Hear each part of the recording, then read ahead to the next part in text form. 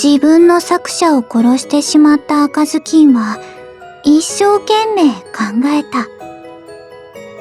まず僕の望みは死なない遊び相手が欲しいです。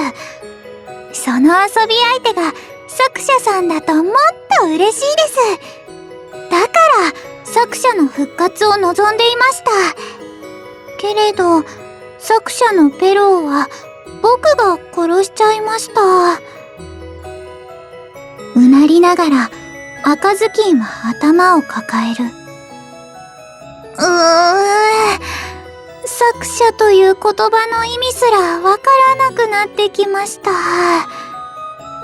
作者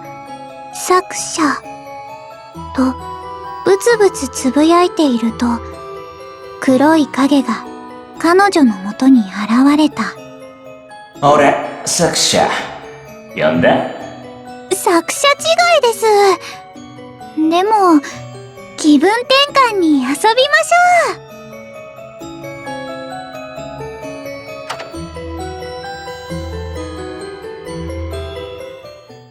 赤ずきん、有名な童話だ。しかしお前はどっちの赤ずきんだ？ペロー版なのかグリム版なのか？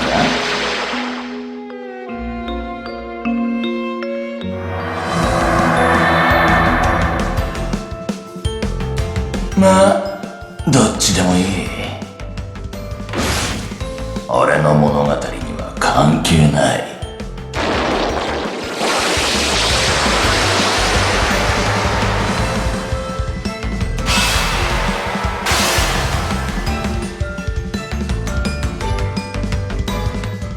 とある物語の作者の言葉に赤ずきんはハッとした。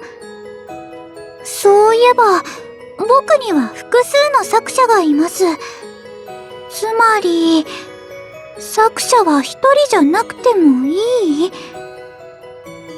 ペローがダメならグリム兄弟を、もしグリム兄弟がダメなら別の作者に物語を書き換えるようお願いすればいいんだ。だって作者は作者なんだから作者の力があるでしょ。と赤ずきんは勝手な結論を出す。そうと決まれば作者探しです。完全にナイトメア化していない話の通じそうな作者を探しましょう。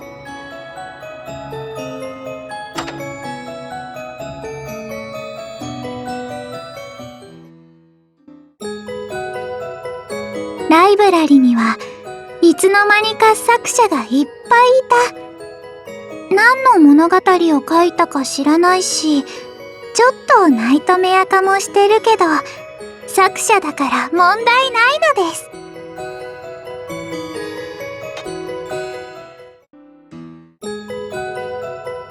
とある作者を捕まえてお願いした。僕のお話を書き換えてください。許可は？許可？何ですか？海賊版はちょっと。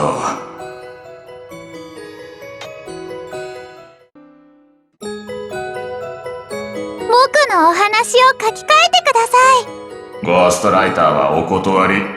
僕のお話を書き換えてください。他人の話をいじるのは難しいので。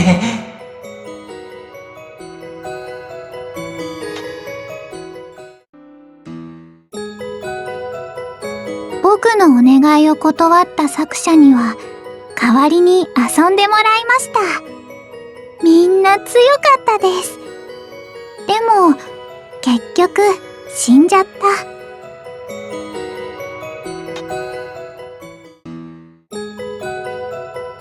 僕のお話を書き換えてください。いいよ。ただし文句は言うなよ。公式と解釈が違うとか、このキャラはこんなことは言わないとか。僕の思う通りじゃないならいいです。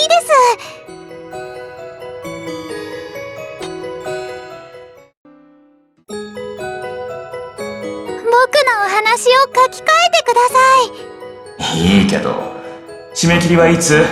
金は？すぐにお願いします。あと、お金はないけど、命ならあります。延長案件お断り。話にならないね。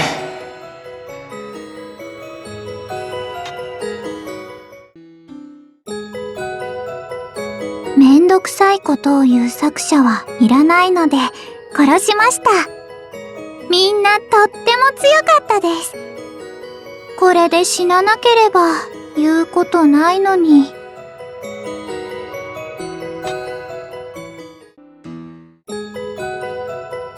僕のお話を書き換えてください。わかりました。言うことを聞くので殺さないで。やっと理想の作者が見つかりました。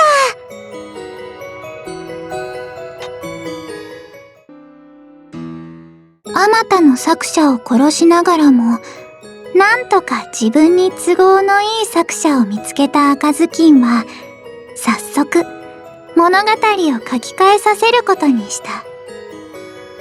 僕が全力で遊んでも消えない友達をください。もちろん作者さんがそうなってくれるのが一番いいですが。ご勘弁を。何度でも復活する化け物を登場させますから。わかりました。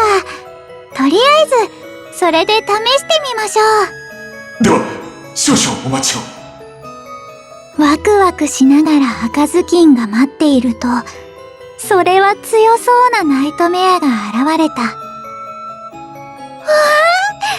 早速僕と遊びましょう。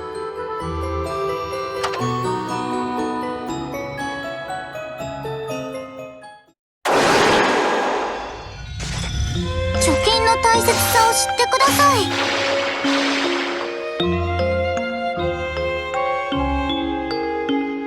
あれ？ダメだ。死んじゃいますね。どうして？ちゃんと書いたのに。仕方ないので作者さんが相手をしてください。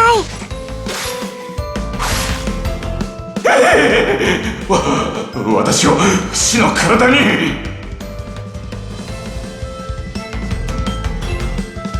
ダメだ。書き換えられな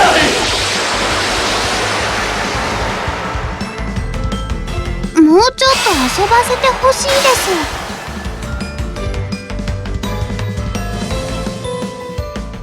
す。この作者もダメでした。あれから何人もの作者を犠牲にしたが、結局赤ずきんの願いを叶えられた者は誰一人としていなかった。仕方ないので赤ずきんは作者にナイトメアを食べさせたり、作者同士を融合させたりもした。しかし作者は強くはなれど、彼女の話を書き換えることはできない。それどころか作者たちは赤ずきんの顔を見るなり逃げ出してしまう始末。僕一人じゃ無理です。失意に肩を落としてライブラリをさまよう赤ずきん。その目にとある光景が映る。それは作者と寄り添って幸せそうに眠る茨姫の姿だった。